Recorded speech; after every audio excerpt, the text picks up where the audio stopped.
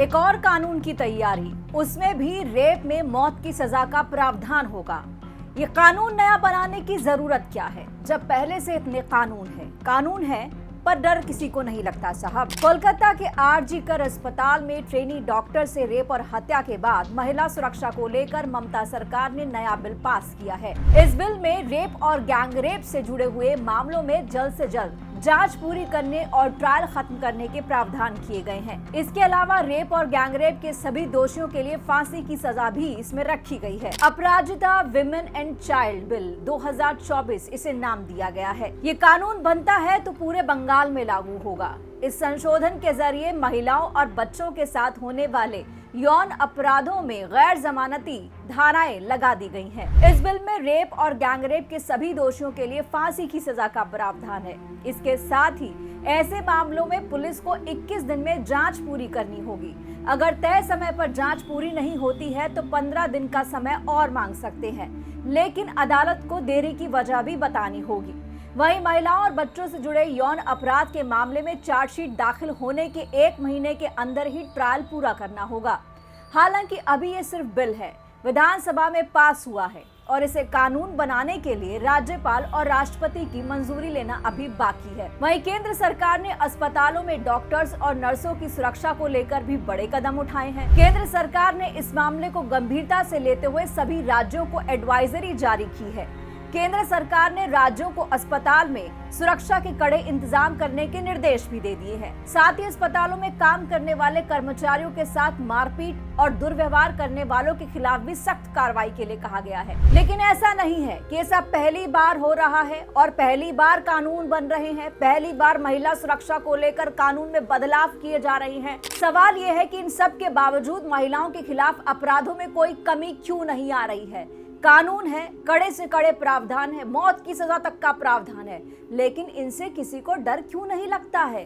क्यों किसी अपराधी की जो है वो रूह नहीं कांपती है किसी भी अपराध को अंजाम देने से पहले? कुछ राज्यों ने कानूनों में बदलाव कर दिए, लेकिन कानून बदलने के बावजूद हालत वहीं की वहीं है। महिलाओं के साथ क्राइम होते ही होते हैं, बच्चों के साथ होते ही होते हैं। नेशनल क्राइम रिकॉर्ड ब्यूरो के आंकड़े कहते हैं कि अब भी देश में हर दिन 86 रेप रोज हो रहे हैं। दिसंबर 2012 की वो सर्द रात भी आप नहीं भूले होंगे, ना मैं भूली हूँ, जब 16 दिसंबर 2012 की रात को दिल्ली की सड़क पर चलती बस में एक युवती के साथ गैंग रेप किया गया था। इस दौरान दरिंदों ने जितनी हदें हो सकती थी वो सब पार कर दी थी। आखिरकार उस निर्भया ने दम तोड़ दिया। लेकिन कहानी यहाँ खत्म नहीं हुई है। अब भी महिलाओं के साथ अपराध हो रहे हैं और वही बर्बरता बढ़ती जा रही है। इस निर्भया कांड ने देश को झकझोर दिया था। निर्भया कांड के बाद कानून काफी सख्त हुआ था। रेप की परिभाषा बदल दी गई थी ताकि महिलाओं के खिलाफ अपराध में कमी आ सके। पहले जबरदस्ती और असहमति से बनाए गए संबंधों को ही रेप के दायरे में लाया जाता था, लेकिन इसके बाद 2013 में कानून में संशोधन का दायरा बढ़ाया गया और इसे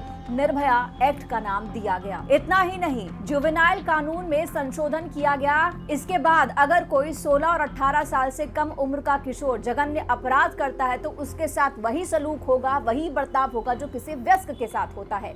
ये संशोधन इसीलिए हुआ था क्योंकि निर्भया के 6 दोषियों में से एक नाबालिग था जो सिर्फ 3 साल में रिहा हो गया था, लेकिन असली बर्बरता उसी ने की थी। इसके अलावा रेप के मामलों में मौत की सजा का प्रावधान किया गया। इसके बाद अगर रेप के बाद पीड़िता की मौत होती है या कोमा जैसी हालत में पहुंचती है तो दोषी को फांसी की सजा हो सकती है। हालांकि इसके बावजूद कहीं कोई सुधार या बदलाव नहीं हो रहा है। निर्भया के बाद एक के बाद दिशा की बात कर लेते हैं, चाहे अभी ट्रेनी डॉक्टर की बात कर लेते हैं, सबका हाल एक ही है। महिलाओं के साथ ये सब अब भी हो रहा है। हैदराबाद में दिशा का रेप करके उसकी हत्या कर दी गई। पुलिस ने 4 आरोपियों को गिरफ्तार किया, लेकिन पुलिस कस्टडी से जब वो भाग रहे थे तो चारों का इनकाउंटर हो गया। इसके बाद दिशा बिल बना। दिशा बिल में रेप और गैंगरेप के मामलों में 21 दिन में सजा सुनाने का प्रावधान किया गया।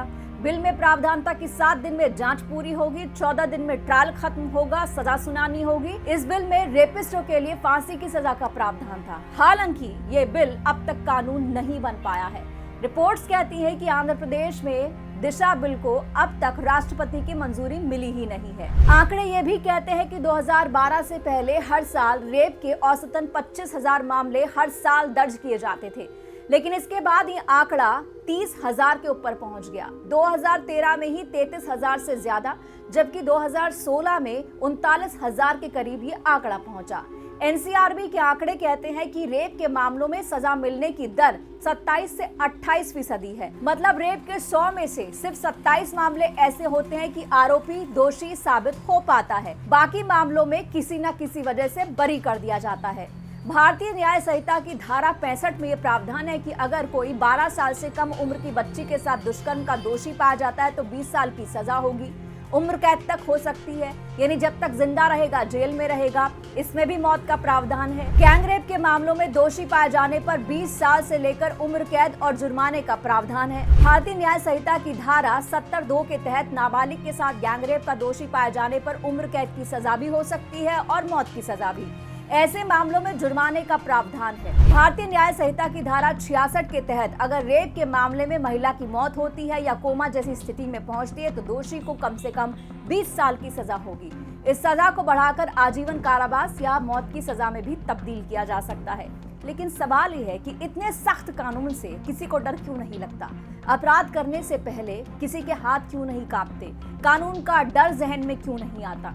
क्योंकि ज्यादातर मामलों में पहले विक्टिम्स पर प्रेशर बनाया जाता है कि पुलिस में केस मत करो, तो वो केस दर्ज ही नहीं हो पाते और रिकॉर्ड्स में आ नहीं पाते। फिर पुलिस में केस दर्ज भी हो जाए तो केस आगे बढ़े कैसे? उसमें बहुत सी दिक्कतें हैं, बहुत से हर्डल्स हैं। केस कोर्ट में जैसे तैसे पहुंच भी जाते हैं तो ट्रायल में सालों गुजर जाते हैं। कई बार तो विक्टिम ये साबित ही नहीं कर पाते कि उनके साथ हुआ क्या था।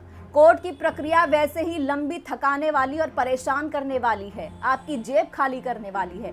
2022 के आखिर तक देश की अदालतों में रेप के लगभग 2 लाख मामले लंबित थे, जिसमें 18,000 मामलों में ही ट्रायल पूरा हुआ। उसमें से भी सिर्फ 5,000 मामलों में दोषी साबित होने के बाद सजा दी गई, जबकि 12,000 से ज्यादा मामलों में आरोपी बरी हो गए। रेप के मामलों में फांसी की सजा का प्रावधान होने के बावजूद पिछले 24 सालों में 5 दुष्कर्मियों को ही फांसी की सजा मिली है, जिनमें 2004 में धनंजय चटर्जी को 1990 के बलात्कार के मामले में फांसी दी गई थी, जबकि मार्च 2020 में निर्भया के चारों दोषियों मुकेश, विनय, पवन और अक्षय को तिहाड़ जेल में फांसी से लटका दिया गया था। सजा ही कम हो, देर में मिले तो डर पैदा कैसे हो? और एक आखिरी बात सभी औरतों से कि सेल्फ डिफेंस भी सीख लो, अपनी मदद पहले खुद करो। यहाँ कोई राम या कृष्ण इज्जत बचाने नहीं आएंगे। उड़ा दो 2-4 दुर्योधन और रावण की गर्दन, फिर बदलाव आएंगे। अपनी बेटियों को अपने घर में लक्ष्मी की तरह नहीं, दुर्गा की तरह पालो। दूसरे के घर की इज्जत बनाने से पहले उसको ये सिखा के और समझा के भेजो कि तुम्हारी इज्जत भी पहले की जाए। ये बहुत जरूरी है।